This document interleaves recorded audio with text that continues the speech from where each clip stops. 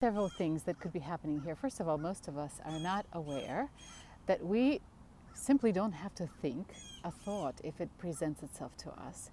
And we don't have to fix our feelings. If we don't give those thoughts and feelings the focus of our awareness, that magic juice that makes one line, one sentence in our mind or one image grow into that tree of experience, that those thoughts and feelings will just dissipate. And all we have to do is temporarily experience the dust that is getting kicked up. So just because this old situation is repeating and the old feeling is coming back, it doesn't mean that you have failed. It just means that, especially in close relationships, these things take time to work out. Things take time to rewire inside of our mind. And if you notice that old anxiety rising up, have a little conversation with yourself. Say, oh, look, from the position of that observer, right? That's already noticing what's happening.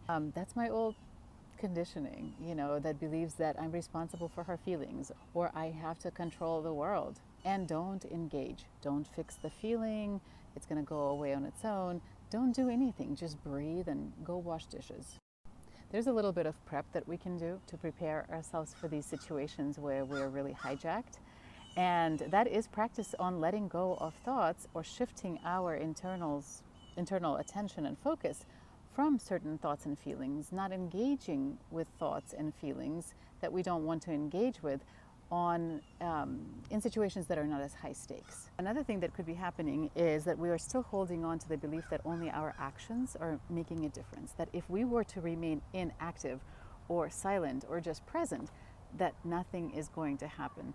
This is something worth experimenting with and worth meditating on. When we're heavily identified with the mind, the controller that thinks it needs to be involved in everything, it controls everything through direct involvement, then even when the situation happens and the mind says, oh, I see this as your conditioned part reacting, if there's no action suggested by that silence on the other side, it's going to pick to act because that's all it knows. It's because we are so still identified with that part of ourselves. And the way to get out of it is just to give your mind evidence that it can relax. And you do this by practicing, by leaning into not acting, and then, having a little post-flight meeting with yourself and saying, okay, look at that, I didn't do anything and things happened. Another thing that sometimes we need to show ourselves as opposed to tell ourselves about is the power of presence. Even if you're feeling feelings, even if you're not okay with their feelings, but you choose to stay in that awareness and just be present with them, you might see that the power of simply being present is a very powerful way to participate in someone's reality. And that is how we begin trusting that nothingness, trusting the inaction until a proper action occurs. There's a flip side to inaction, and that is when we're preventing ourselves from taking decisive action.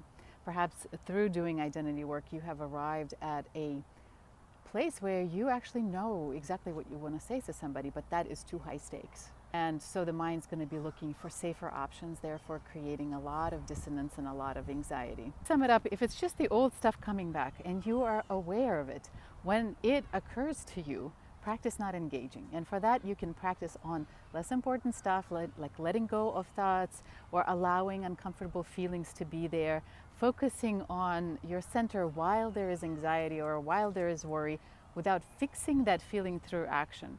And when that trigger occurs, simply choose not to do anything that does not have that feeling of alignment. And if you encounter any kind of resistance, then it might be time to do identity work, like resistance to quiet, resistance to not acting, resistance to acting on your wisdom, because that could be hiding deeper conditioning, like attachment to the mind that wants to control, or still trying to manage a relationship from a place of codependence that is just a little more aware, but hasn't been completely resolved yet. And if you don't know what we're talking about, I talk about identity work, which is the process that I created and outlined here in this book. This book is on the relationship between your consciousness and the reality it creates. And it shows you how to interrupt even the most stubborn patterns in relationships with people and with the rest of your world.